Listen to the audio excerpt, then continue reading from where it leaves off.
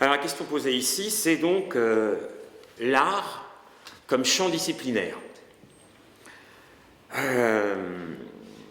Ce qui fait en fait de ces disciplines, je veux dire, j'élargis à la musique, des disciplines un peu particulières en ce qui concerne les disciplines d'enseignement, puisque je vous rappelle que c'est une discipline à faible horaire certes, mais obligatoire. Ça en fait donc une discipline un petit peu particulière, en tout cas c'est ce que se plaisent à dire mes collègues quand je suis arrivé dans le milieu des arts plastiques, où je n'ai pas passé la totalité de ma carrière professionnelle. Effectivement, c'est une discipline un petit peu différente. Les arts plastiques, c'est la question de la représentation, la question de l'image. L'image, ça touche à la construction du symbolique. Ça convoque l'absent. Ça touche à des choses extrêmement profondes de la civilisation humaine. Ça touche à notre finitude, ça touche au sacré, la place de l'art, l'art religieux en particulier.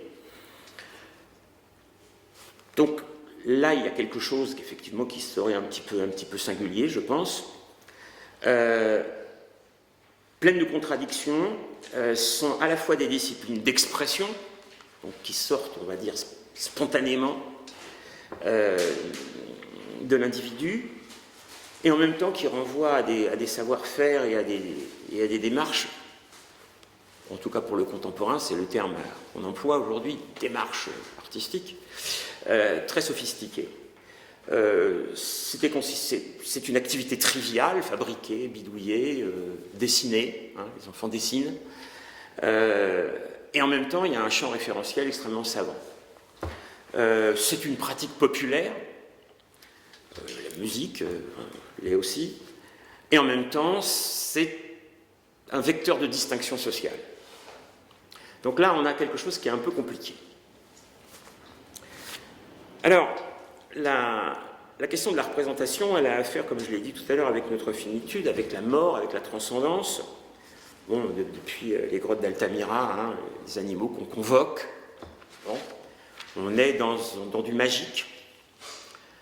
C'est l'art funéraire, l'art religieux, c'est la querelle des iconoclastes et des iconodoules en matière religieuse, le concile de Nicée II au 8e siècle, qui se pose la question de savoir si il faut ou il ne faut pas représenter à la fois le divin et même les choses créées par le divin, c'est-à-dire la représentation tout court. La représentation, ça a à voir aussi avec le pouvoir. Ça a à voir avec le pouvoir, c'est le pouvoir du clergé, les temples, la statuaire. Ça a à voir avec le pouvoir politique. C'est la présence du pharaon partout. C'est la présence de l'empereur partout, dans l'Empire romain. C'est aussi l'emprise du pouvoir sur les artistes, qu'il transforme en artistes de cour. La question de l'image, ça a à voir aussi avec l'économique, puisqu'une image, c'est un produit, et ce n'est pas réservé au XXe ou au XXIe siècle. Déjà au XVIIe, une œuvre d'art, ça s'achète, ça se revend, de noble à noble, ça passe d'une collection à une autre. Donc il s'agit là d'un produit, un objet de spéculation. Et enfin, l'art, ça a à voir, en tout cas la représentation, elle a à voir avec l'idéologie. La figure de l'artiste, une figure entourée d'une aura, c'est un construit social, ça n'a pas toujours existé. L'artiste, il va naître grosso modo à la Renaissance en tant que tel, puis il va connaître, comment dirais-je, un autre contour au XIXe et aujourd'hui au XXe siècle. C'est un chef d'entreprise. Prenez Jeff Koons. Bon, c'est un artiste manager qui a une équipe monstrueuse, des meilleurs, etc. Donc voilà Voilà de quoi on parle. Là, on a parlé de la production artistique. Marx parle également de la production artistique, du point de vue du regardeur. Il interroge l'esthétique, l'histoire de l'art, l'histoire des produits, auquel d'ailleurs il dénie tout caractère autonome. Il affirme qu'il n'y a pas d'histoire de l'art distincte. L'art est un segment particulier d'une histoire beaucoup plus importante qui est l'histoire des classes sociales. Mais ce qui est intéressant, c'est que Marx aborde aussi la question de l'art, non plus du point de vue du regardeur, mais du point de vue de sa production, du point de vue de la pratique artistique. Et ça l'intéresse dans la relation de la pratique artistique avec le travail dans la société capitaliste. Il voit dans l'art, comme dans le travail, un caractère constitutif du sujet humain. C'est-à-dire que le travail est fondateur d'un individu, dans son rapport avec la nature, dans son rapport avec la matière, comme l'art. Et il voit dans l'art une préfiguration du travail désaliéné, du travail libéré de l'aliénation capitaliste. En ce sens que l'art échappe à l'hétéronomie. L'hétéronomie, c'est le fait de ne pas pouvoir contrôler le produit de son travail. L'art, enfin l'artiste, ou en tout cas celui qui pratique, fabrique, est maître du produit qu'il fait. Donc ce serait en cela que l'art serait un travail désaliéné. Et il pousse la logique jusqu'au bout. C'est-à-dire, au bout du bout, si l'art est désaliéné, est-ce que le travail, plutôt si le travail est désaliéné, est-ce que le travail, lui, ne devient pas lui-même une production artistique? Autrement dit, il va jusqu'à, et là je le cite, dans une société communiste, il n'y aura plus de peintres, mais tout au plus des gens qui, entre autres choses, feront de la peinture.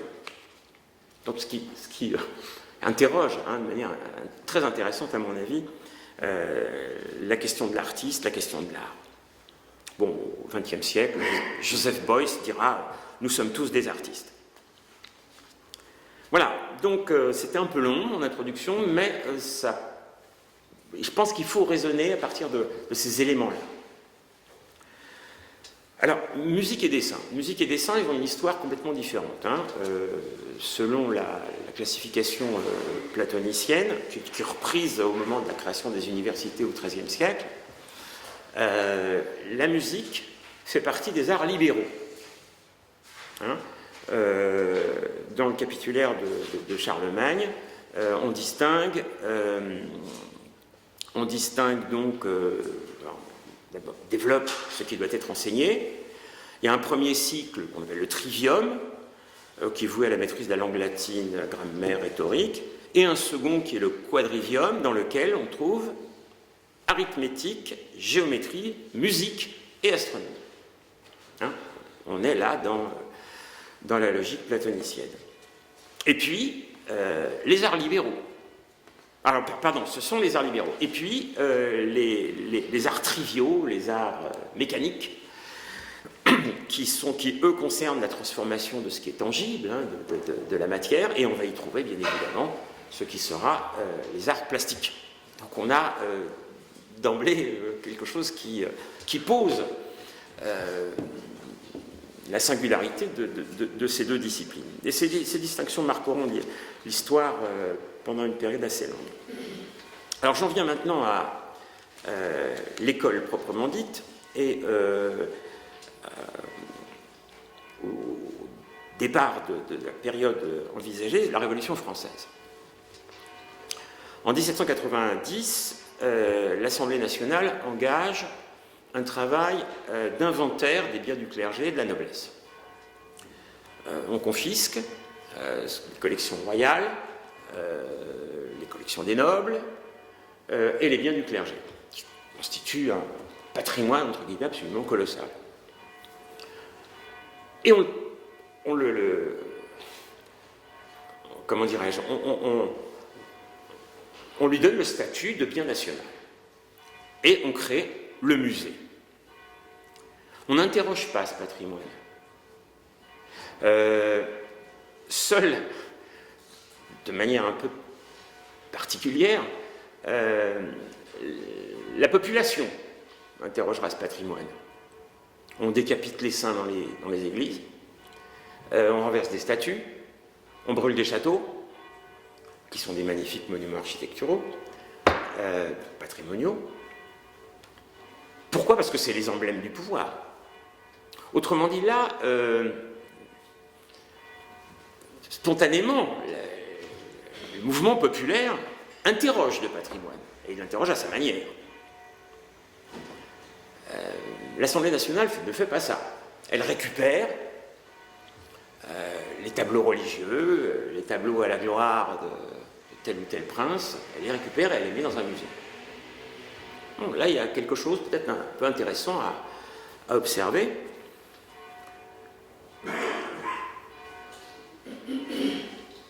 Alors, comment est vu le musée? Et là, il y a quelque chose qui, moi, me semble tout à fait intéressant. Voilà ce qui est dit, voilà ce que dit l'Assemblée nationale. Le muséum n'est point un vain rassemblement d'objets de luxe et de frivolité qui ne doivent servir qu'à satisfaire la curiosité.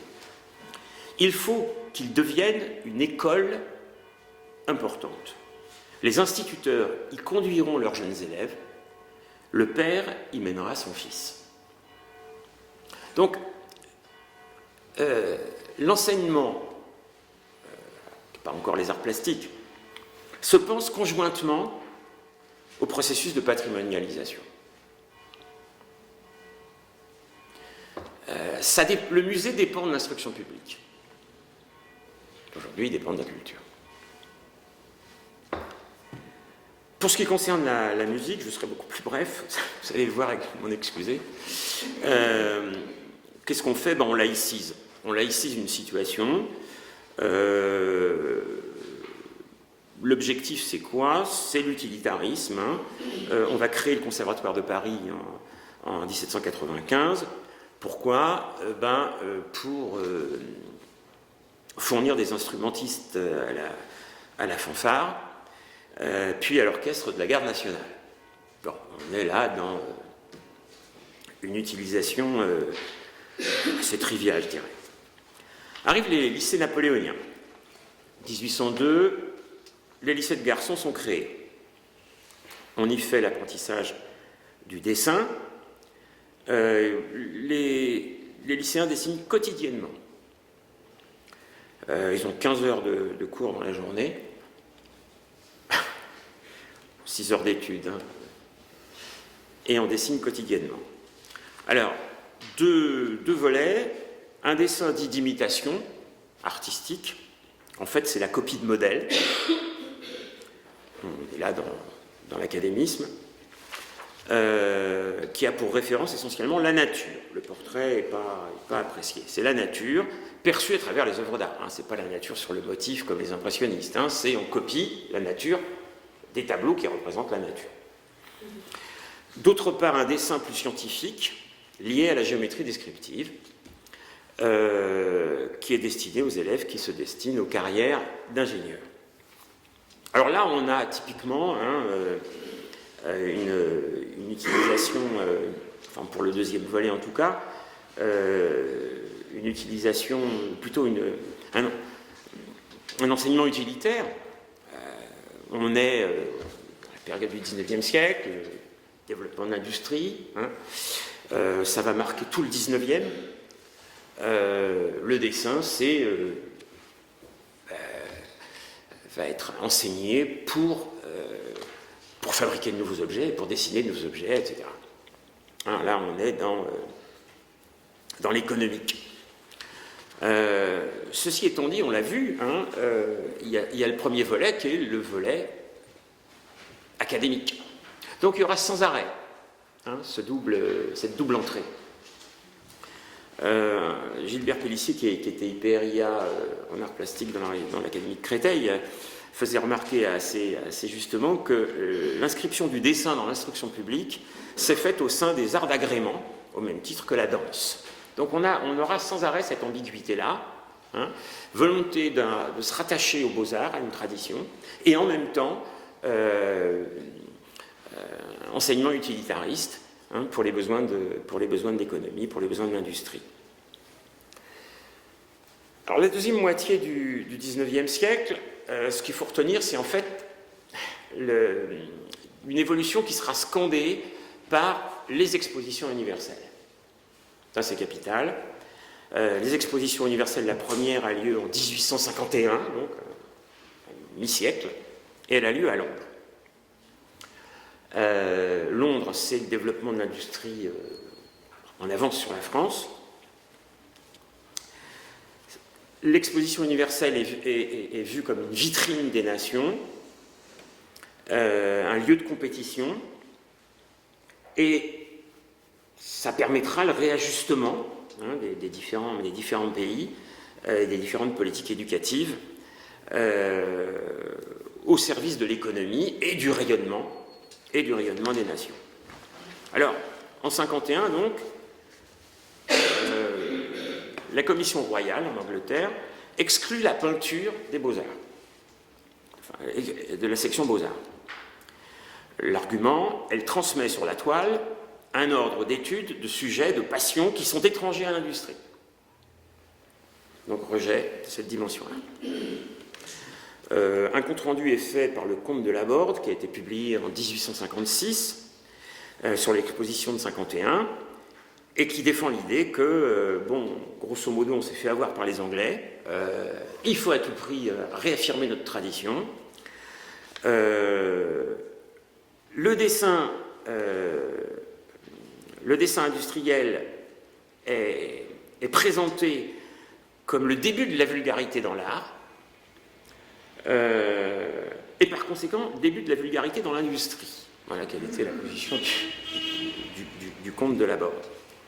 Et qu'il fallait à tout prix rétablir le goût et la grande tradition par le dessin, le même dessin partout, de l'enseignement primaire à l'enseignement professionnel. Voilà ce qui était proposé. L'exposition de 1855 à Paris, on a tiré des bilans, et la stratégie française va être complètement différente de la stratégie anglo-saxonne. Les arts décoratifs, alors appelés arts appliqués à l'industrie, sont présentés séparément au Palais de l'Industrie. Et au sein même de l'exposition, donc dans le lieu propre, les peintres français les plus célèbres exposent leurs œuvres en très grand nombre, et ça va être un très très grand succès pour la peinture française. Hein. Donc là, on est dans la glorification de la France éternelle. Donc voilà ce qui se joue. Toujours cette ambiguïté en France. Alors l'événement suscite des débats, et en particulier une commission qui se réunit, la commission Ravesson, R-A-V-A-I-2-S-O-N, Félix Ravesson, qui se réunit et qui est chargé donc d'élaborer une politique en matière d'enseignement.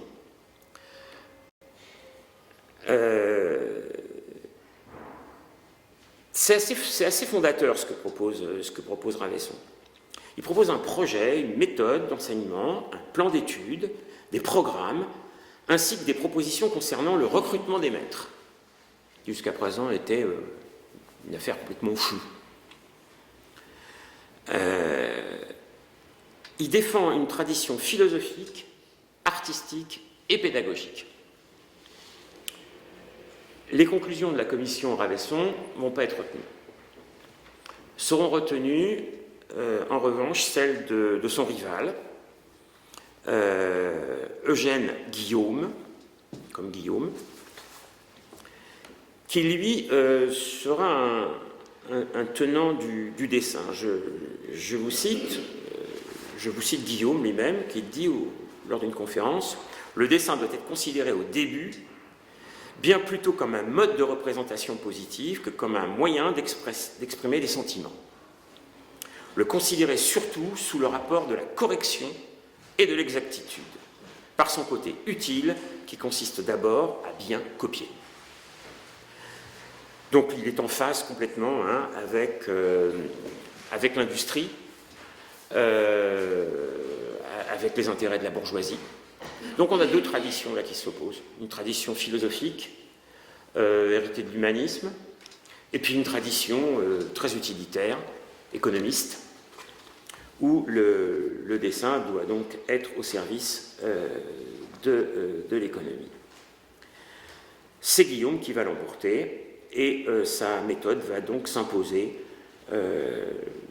pour la fin du siècle, et jusqu'au début même du XXe. Alors il y aura même très loin, la géométrie est la clé unificatrice aussi bien de la nature que du champ social. C'est limpide. Alors bon, voilà ce qu'on pouvait dire sur les enjeux dans la deuxième moitié du XIXe. Nous arrivons au XXe siècle. Du point de vue sur la scène artistique, le tournant du siècle, 19e, 20e, c'est une rupture. C'est une rupture, les impressionnistes, jusque dans les années 20 avec les avant-gardes. Donc on a ici une période de foisonnement artistique, de remise en cause, extrêmement important, suivant la querelle sur laquelle je reviendrai après, la fameuse querelle entre Delacroix et Ingres. Bon, je rappelle quand même qu'en 1910, c'est la première toile abstraite qui arrive. Donc, Paris est la capitale de l'avant-garde, tous les codes picturaux sont bousculés. L'enseignement va rester sagement en dehors de tout ça. Bon, c'est pas inintéressant. C'est pas inintéressant. Bon, il y a toujours un retard, bien évidemment. Mais bon, là, c'était la superbe ignorance. Ou la frilosité, la peur, peut-être.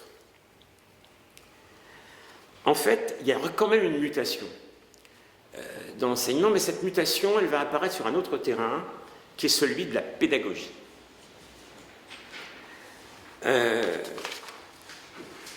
C'est, on peut dire, la naissance de l'élève.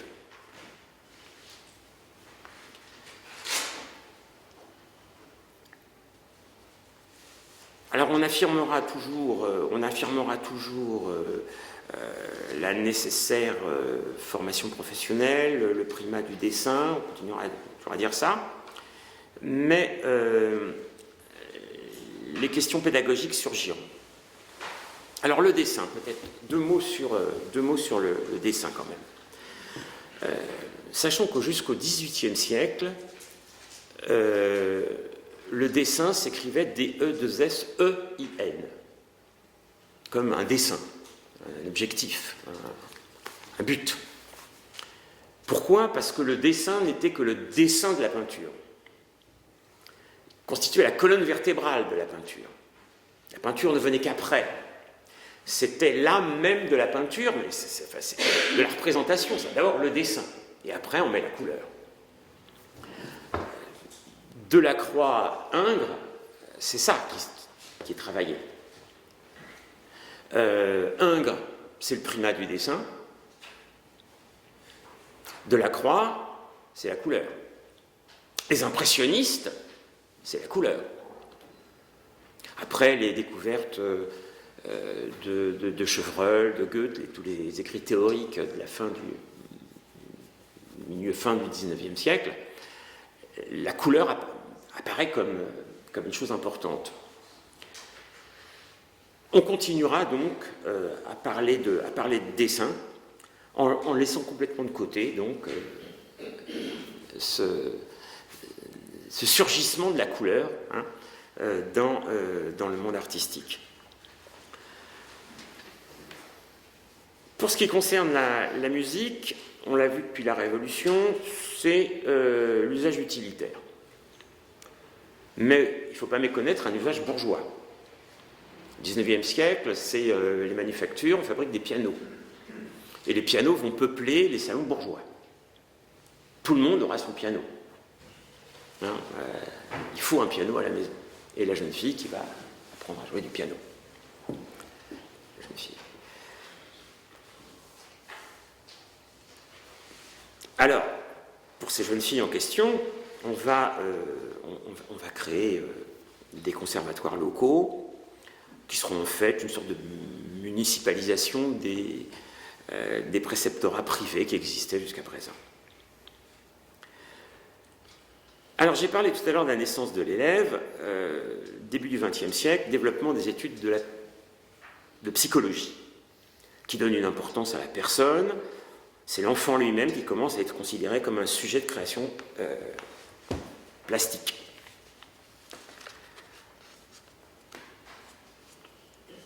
Dans les instructions officielles qui accompagnent le programme de 1909, la méthode s'appuie sur la qualité de la relation pédagogique, sur la confiance faite au maître, sur la prise en compte du plaisir de l'élève, dans la motivation.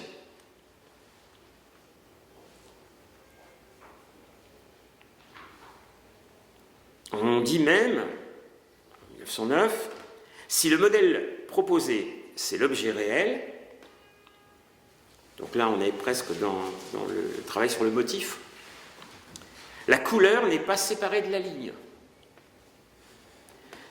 Beaucoup moins réelle pour l'œil que la surface qu'elle limite, et qui ne sait combien plus vite que les lignes pures, la couleur occupe l'esprit de l'enfant. Donc vous voyez, le renversement de perspective. Le crayon de couleur, le pastel, l'aquarelle ne seront plus des fruits défendus. Mais si la ligne pure ne satisfait pas tout l'œil, elle n'intéresse pas non plus tout le toucher. Il a besoin du relief et du volume. Le modelage sera donc aussi encouragé. Donc là, on assiste à une véritable révolution, en tout cas dans les intentions. Parce qu'après, il faut que ça suive. Donc on a un tournant radical qui fait entrer les arts plastiques peu à peu dans la modernité. Bon, ça c'est là-dessus. Alors, dans le domaine de la musique, les premières instructions de l'école primaire, qui datent de 1882, circonscrivent l'éducation musicale à la pratique du chant collectif, qui est fondamentalement voué à inculquer le sentiment de l'identité patriotique. Hein, c'est clair, on chante des hymnes nationaux, on chante cette fameuse... c'est un lied, je crois, de Debussy, hein, qui dit qu'il ne faut pas que le Père Noël aille porter des cadeaux aux petits-enfants des Allemands. Quoi. On est dans...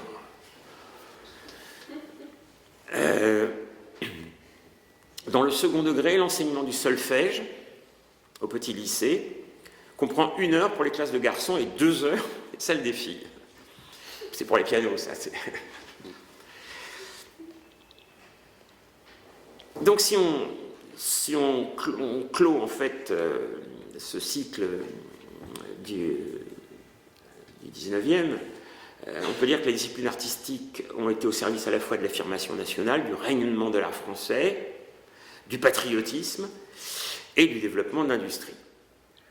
Correspond donc là à la montée d'une classe sociale, la bourgeoisie. À partir de 1923, les instructions font souffler un vent radicalement nouveau. En musique, par exemple, l'épreuve de chant devient obligatoire au certificat d'études, et à l'école, les chansons du folklore viennent supplanter les chants militaires. C'est plus sympa.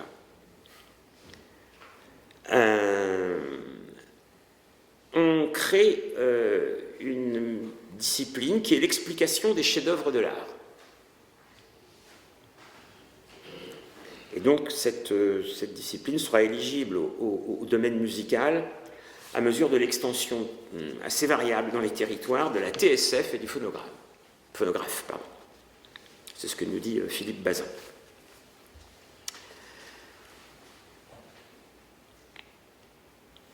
Alors pour tout ça,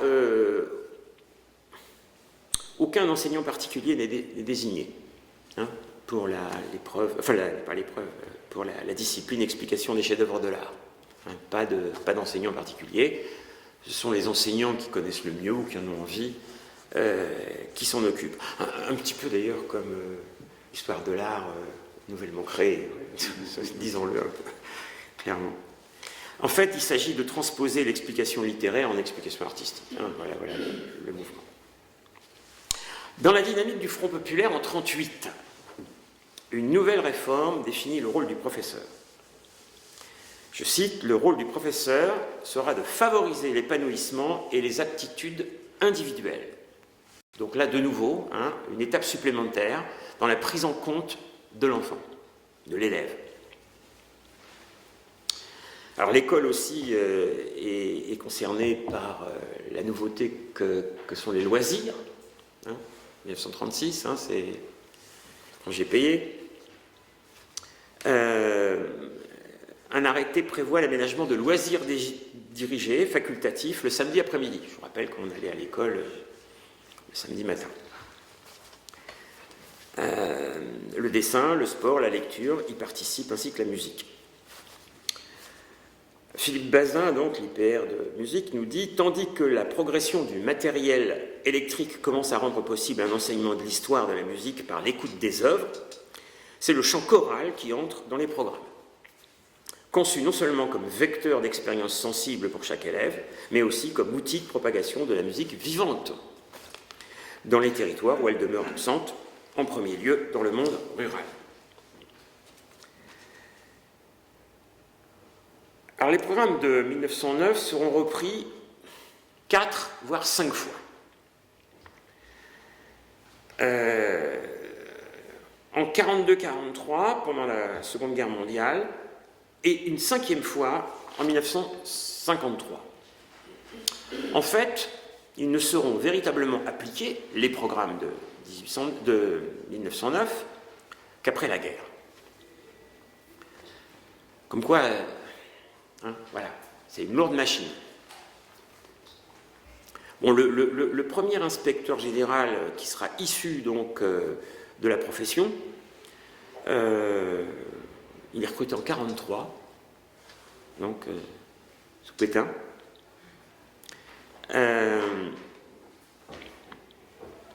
Il va rester en poste longtemps après. En 1953, donc 10 ans plus tard, il fait l'aveu que tous les problèmes qui se posent à l'éducation nationale, ceux qui concernent le dessin, sont parmi les plus complexes et les plus délicats. On ne saurait s'en étonner. L'enseignement du dessin est l'un des derniers organisés. Il est issu de l'enseignement des beaux-arts dont il garde encore l'empreinte. Il a tenté des expériences qui l'ont entraîné successivement et par réaction alternée du graphisme pur à la copie d'image, à la méthode géométrique de Jeanne Guillaume, puis de cet enseignement dogmatique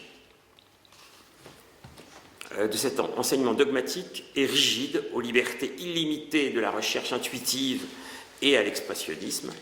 On est allé de l'étude de la forme à celle de la couleur, du plastique au décoratif, de la figuration objective à la prospection psychologique.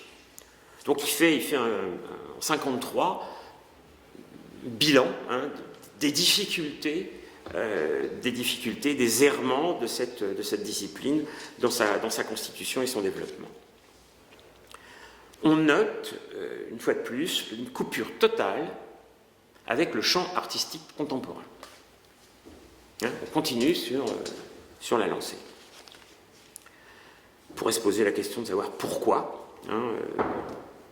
Peut-être que les bouleversements fondamentaux du tournant du siècle 19-20e, de quoi effrayer les officiels.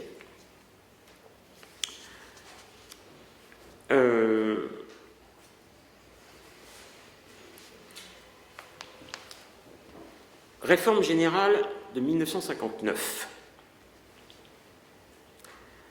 L'enseignement du dessin est fixé à 1 heure hebdomadaire dans le premier cycle. Les nouveaux programmes de 63 portent toujours l'intitulé dessin, même s'il est aussi question dans les instructions de dessin et art plastique. L'imitation et l'illustration, point fort des programmes antérieurs, cèdent le pas à expression, mais aussi à création. En fait, c'est dans les années 60 que les choses vont se débloquer. Dans les années 60, il y a un triple essor.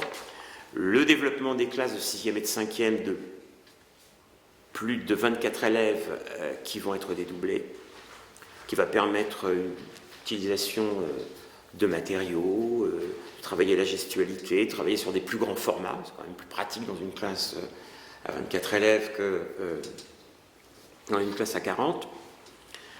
La création du ministère de la Culture, c'est effectivement un élément important, qui donc va impulser un certain nombre de choses, en particulier le 1%, qui va avoir une politique d'affichage, une politique donc de médiatisation de la culture.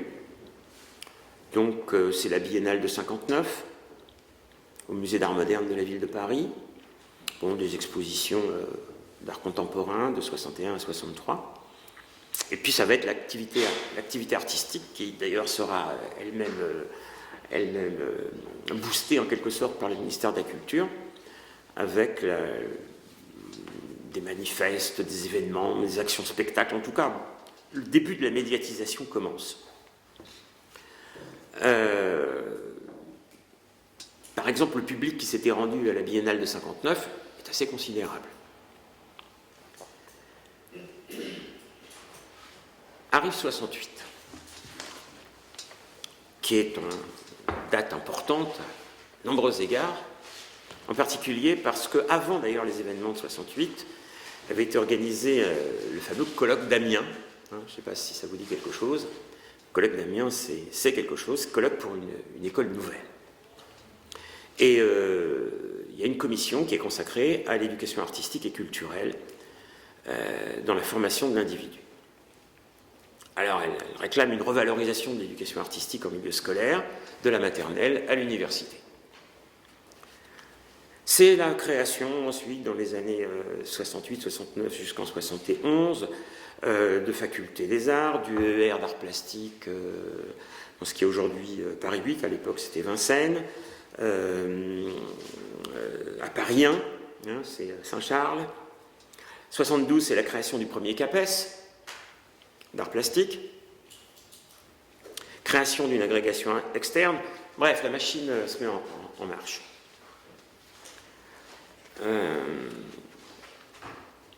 C'est la réforme Haby. Le dessin et la musique deviennent art plastique et éducation musicale. Alors en musique, 3 chapitres, culture vocale et chant, culture auditive et pratique du langage, culture musicale par audition d'œuvres. Et création du CAPES et la GREG, pas dans les mêmes zones, je n'ai pas les chiffres, je n'ai pas les dates exactes, mais ça suit les arts plastiques. Alors dans les UER d'art plastique, on va élaborer une formation, bien évidemment, qui est en rupture totale avec toute la tradition beaux-arts, bien sûr, puisque ça se construit contre les beaux-arts. Il y avait eu une école qui était Claude Bernard, qui préparait un diplôme un petit peu comme les Cagnes et les Taupes, qui préparaient un diplôme du supérieur d'entrée aux beaux-arts d'ailleurs. Mais l'université va développer un secteur donc contre la tradition, avec tous les apports, tous les apports de la sociologie, de la philosophie, de la linguistique, etc. D'ailleurs, les enseignants du supérieur qui enseigneront dans ces UER viendront de l'ensemble de ces secteurs. Un tout petit nombre viendront des beaux-arts, des traîtres, mais la plupart des autres viendront de la linguistique, viendront de la sociologie, etc. Donc on a ici quelque chose qui est bouleversement total. Je vais être un peu plus long que prévu. Vous me direz quand on en a. Continue.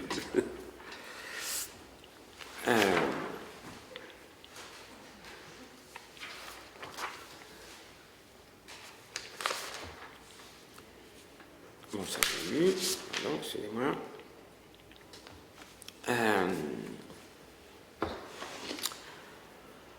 Donc un foisonnement, parce que ça aura des répercussions, bien évidemment, avec la création des CAPES, sera donc une répercussion dans l'éducation nationale, dans le second degré et le premier degré, surtout dans le second degré, qui fera dire à Gilbert Pélissier, lui aussi, il était donc IA, lui, il n'était pas hyper-IA, il était IA. Non, IG, il était inspecteur général. Qui fera dire que, bon, qu'est-ce qu'il dit déjà? Excusez-moi. Ouais. Ces années ont vu un remarquable développement de la discipline, comme un éclatement, de la même manière qu'on peut parler d'éclatement des codes picturaux à partir de Cézanne. Ce fait qui s'est produit dans le prolongement du colloque d'Amiens, avec le thème de l'ouverture à l'école, a posé un problème ultérieur dans la mesure où sont apparues toutes sortes de pratiques d'enseignement extrêmement diversifiées, bref, c'est le bordel, produisant une grande richesse, mais finalement ne faisant pas corps et offrant une image très incertaine de la discipline. C'est un moment salutaire, mais qu'on ne peut suspendre éternellement. Il fallait commencer tout de même à donner corps à la discipline. C'est pour cela qu'il a fallu se pencher sur cette question de la didactique des arts plastiques. Ah, le gros mot était lâché, la didactique des arts plastiques, avec toute l'ingénierie qui s'ensuit. Donc on pourrait peut-être parler ici de normalisation, ce qui a été une période de foisonnement absolument fantastique à la fin des années 60. On arrive dans les années 80, les années 90, où bon, faut reprendre les choses en main. Alors on va voir arriver un certain nombre de notions de politique, en particulier à partir de 83, sous la houlette de Jack Lang, le mot de partenariat. Voilà, le partenariat. Jack Lang, je vous le rappelle, n'est pas ministre de l'Éducation nationale, ministre de la Culture. Et bon, voilà. C'est notre Malraux de la fin du siècle. Donc la culture, là, elle va prendre vraiment une importance considérable. Et elle va peser sur l'éducation nationale. Alors le partenariat, on va assister pendant des années, petit à petit, à des politiques où le ministère de l'Éducation nationale, le ministère de la Culture vont travailler ensemble. Bon, je passe assez vite, parce que sinon je vais prendre trop de temps.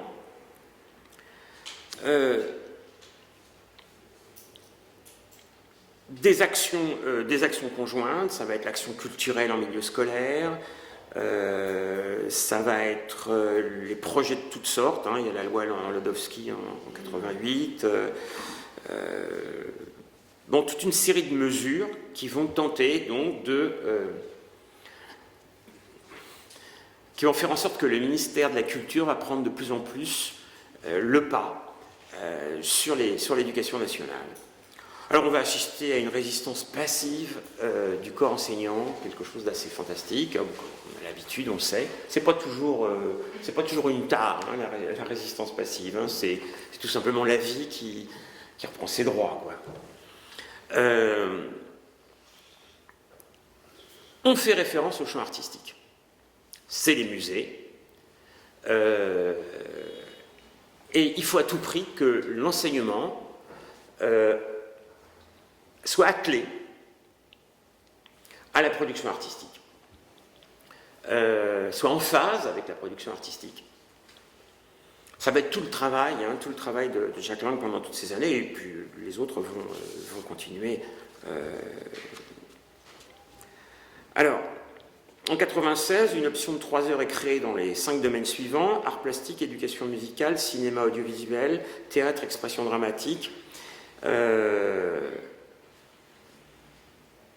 Donc on élargit le champ. Hein. En même temps, en 1995, on supprime les ateliers de pratique artistique.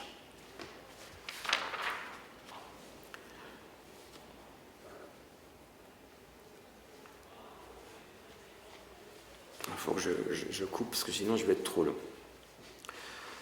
Donc partenariat, idée forte. Deuxième idée forte, l'artistique. Et je dirais, moi, d'emblée, de manière un peu provocatrice, l'artistique comme violence sociale.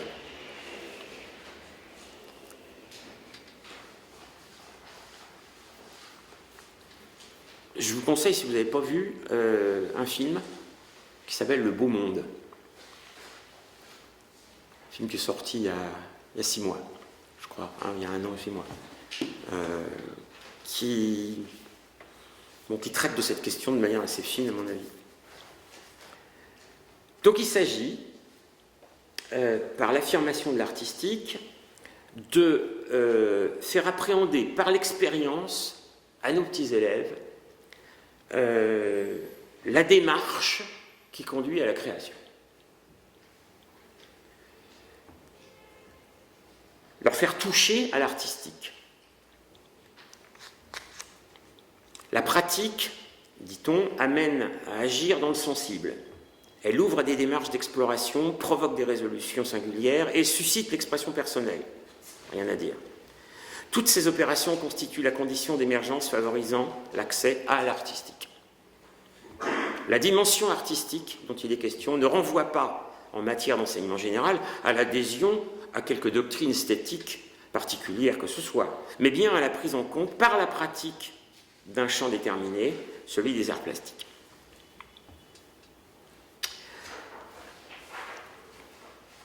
Alors, quand je dis violence sociale,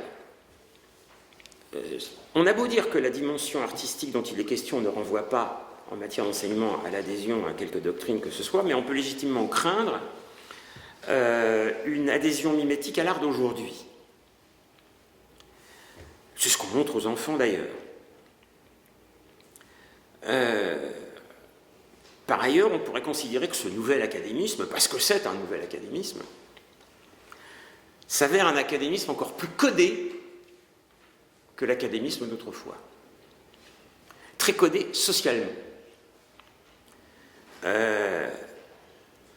Et on peut craindre qu'il ne renvoie les élèves qui n'ont pas les codes, et ils sont légion, qui les renvoie donc à leur incompréhension et à leur exclusion sociale. On a tous vécu, prof d'art plastique, ou peut-être dans d'autres disciplines, cette distance-là. Donc là, il y a quelque chose sur lequel j'insiste particulièrement. La formation des enseignants. Alors, on a créé les IUFM à la rentrée 93. On a affirmé que qu'enseigner était un métier qui s'apprenait. Ma foi, une bonne chose. Personnellement, je considère qu'il ont été faites des avancées pédagogiques notables. Elles ne font pas ma boutique, mais bon, c'est une expérience.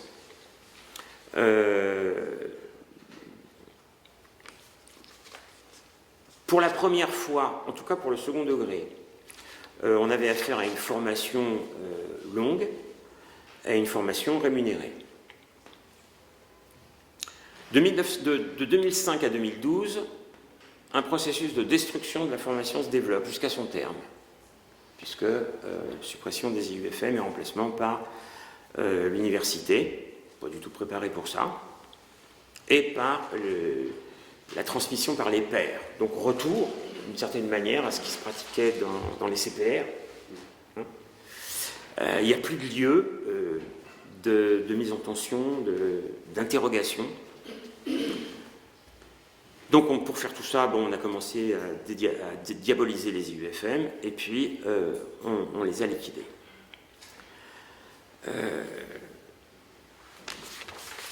terminerai sur, enfin pas complètement, mais sur une notion qui est celle du rapprochement éducation nationale-culture. La fonction du ministère de la Culture, en tout cas en ce qui concerne les arts plastiques, c'est, et singulièrement dans la période de privatisation des institutions muséales, Beaubourg ne vit plus qu'avec des subsides de l'État. C'est une entreprise commerciale. Donc de plus en plus, le rôle du ministère de la Culture va être celui de sacraliser dans un premier temps un certain nombre d'œuvres qui seront choisies, force est de le constater aujourd'hui, par le marché de l'art et par quelques gens éclairés qui traînent dans les ministères, mais en relation souvent avec les institutions privées. Donc, grosso modo, la mission de la culture, c'est la patrimonialisation. Faire rentrer dans le patrimoine, faire rentrer dans les musées. Les missions de l'éducation nationale, c'est d'interroger le patrimoine. C'est de le mettre en tension, c'est à partir des pratiques plastiques proposées aux enfants, non pas de les faire coïncider avec un champ référentiel défini ailleurs, mais d'interroger les processus de patrimonialisation. On a là deux missions complètement séparées. La politique de partenariat et le champ clos pourrait être, ou devrait être, à mon avis, le champ clos de ces oppositions-là. Or, et dans le premier degré, c'est ravageur. Premier degré, les enseignants du primaire, ils ont enseigné toutes les disciplines. D'accord ? Les disciplines artistiques, à moins que ce soit des gens particulièrement intéressés, qui à la musique, qui aux arts plastiques, quand ils vont dans une institution culturelle, musée ou autre, ben, ils livrent un cheptel captif à quoi ? Eh bien, un secteur pédagogique, un secteur, parce que ça existe maintenant, les secteurs pédagogiques dans les musées. Ça s'est développé. C'est-à-dire que le musée, maintenant, a une offre pédagogique. Et ils vont donc livrer leur cheptel à la culture, enfin, à ce qui dépend de la culture. Alors, pour l'avoir expérimenté, des vacataires payés au lance-pierre, non formés, qui vont expliquer à nos chers bambins, en les faisant asseoir devant la tristesse du roi de Matisse, pourquoi ci, pourquoi ça, pourquoi ça, pourquoi ça, on n'est pas franchement là dans la pédagogie des arts plastiques. Donc cette première question me semble importante, interroger le rapport éducation nationale, culture. Dernier point, excusez-moi, ça vient de sortir, 9 décembre 2014, le guide pour la mise en œuvre des parcours d'éducation artistique et culturelle, un document que je vous conseille de lire, il est tout à fait intéressant. C'est vraiment la clé de voûte, ça clôt le débat. Alors, bon, on a un langage managérial, offre de formation, problématiques de gouvernance, leadership, learning centers, etc., j'en passe et des meilleurs. La territorialisation. Utiliser les ressources locales du territoire pour amener notre cheptel. Pour les enseignants, et donc là j'espère qu'il y aura effectivement encore cet effet d'inertie tout à fait salutaire, c'est le parcours du combattant.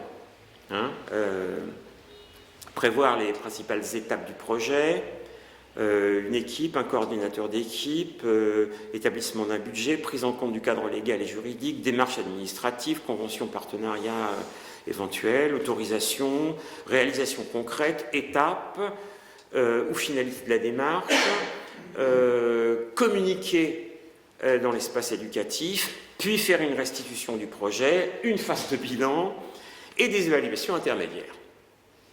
Bon, vous ne dormez plus pendant quelques mois. Peut-être que vous aurez 3 francs 6 sous de plus à la fin. Toujours du point de vue des enseignants, donc, alors c'est là enseigner et partenarier sous le regard des dieux. Alors, un comité de pilotage, le recteur, préfet de région, la DRAC, les autres chefs de service, des services déconcentrés de l'État, le président du conseil général, les présidents des conseils généraux, les présidents des associations départementales, les maires ou leurs représentants, à qui vous devez rendre évidemment des comptes dans ce cadre-là. Alors, et puis enfin, la question du projet. Parce que ce parcours, c'est une succession de projets.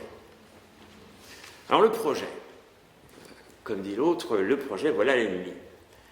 Et il nous faut nous débarrasser de cette saloperie-là. C'est pas moi qui le dis, c'est Franck Lepage. Je vous conseille de le lire, de l'écouter. Bon, le projet, depuis une vingtaine d'années, partout, c'est le projet. Hein. Projet de vie, projet professionnel, le projet. Les jeunes doivent construire leur projet, les vieux leur projet de retraite. Enfin, il faut faire un projet, quoi. Si on n'a pas de projet, on est mort. D'ailleurs, les chômeurs aussi, il faut qu'ils fassent un projet parce que sinon, leur indemnité sera supprimée. Alors, bon, on est là dans un détournement sémantique, parce que moi, le projet, j'ai rien contre. A priori, je trouve que c'est bien de se projeter, c'est jeter en avant, c'est du désir, c'est du plaisir, on se projette. Mais là, pas du tout. Hein. Là, c'est comment dirais-je, un projet-objet. Un projet-objet. C'est une chose. C'est une chose qui va... alors, ça a un début, ça a une fin, hein, ça a des étapes. C'est une équipe entière de profs qui le met en place. Alors, quand même, tout à fait à la fin du guide, on nous dit il est également important de prendre en compte l'avis des élèves. Mais ça vient après 10 pages. Donc c'est le projet de l'équipe, hein, et les enfants sont sommés de rentrer dans le projet. Alors ça sera monnayable sur le marché scolaire, puisque ça sera versé sur un portfolio, physique ou numérique, terrifiant, et il faudra qu'ils mettent en valeur, qu'ils valorisent, c'est l'expression employée, qu'ils valorisent ce projet. Donc vous avez fait tel projet, plus tel autre projet, plus tel autre projet, plus tel autre projet. Voilà, vous avez un parcours. Hein. Alors, très concrètement, hein, je peux prendre un exemple. Hein, le prof d'art plastique va être réduit à fabriquer des marionnettes ad hoc, de la taille voulue, etc. Pour que ça rentre dans le castelet qui, lui, sera fabriqué par le prof de techno, dans un espace qui dépendra de la taille de l'établissement, dans le cadre d'une histoire fabriquée par le prof de français, donc de ses cours, qui sera présenté devant les parents d'élèves, le tout présenté devant les parents d'élèves, le tout sous la houlette d'un marionnettiste du coin, qui est bien content d'avoir trouvé un contrat à l'année, hein, mal payé, mais bon, c'est toujours ça. Voilà. Projet, c'est souvent ça.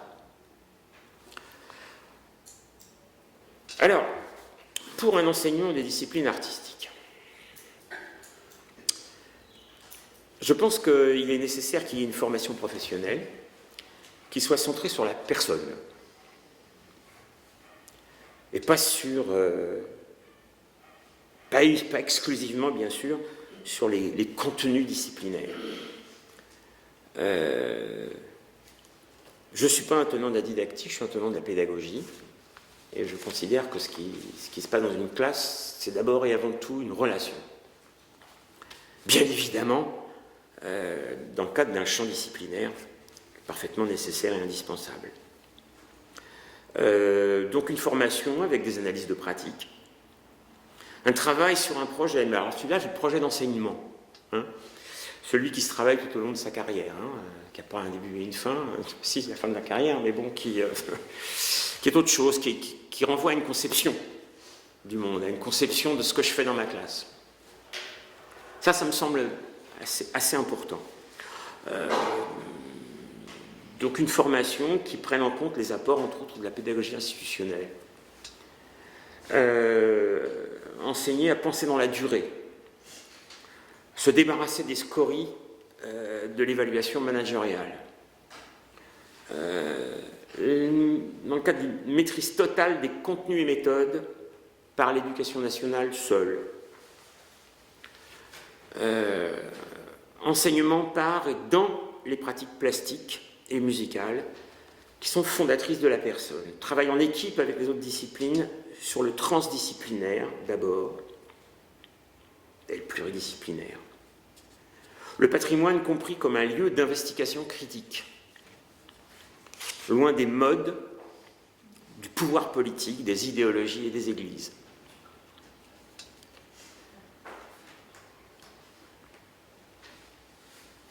Je pense que l'enseignement des arts plastiques ou des disciplines artistiques de manière générale, d'ailleurs, on pourrait dire de toutes les disciplines, doit se fonder sur le développement de l'élève comme sujet construisant quelque chose. Pour cela, le mettre dans des situations de production, d'expression, et lui permettre de se situer donc dans le social, c'est-à-dire dans sa classe.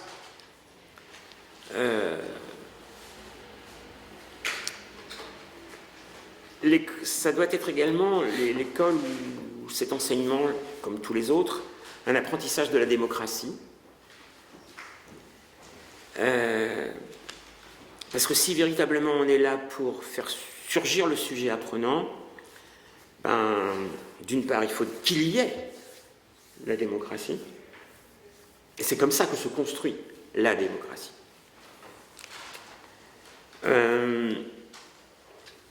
La classe est un lieu dans lequel il y a de l'institué, non négociable, dans lequel il doit y avoir aussi de l'instituant. C'est toute la dimension précisément de la pédagogie qui se fonde sur la socio-construction. Renvoyer la morale, y préférer l'éthique, qui est dynamique, qui interroge, je termine, c'est fini, qui interroge sans arrêt donc les limites.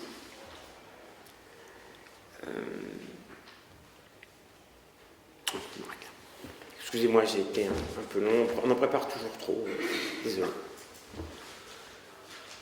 Ben voilà, la discussion est ouverte. Merci pour ce travail.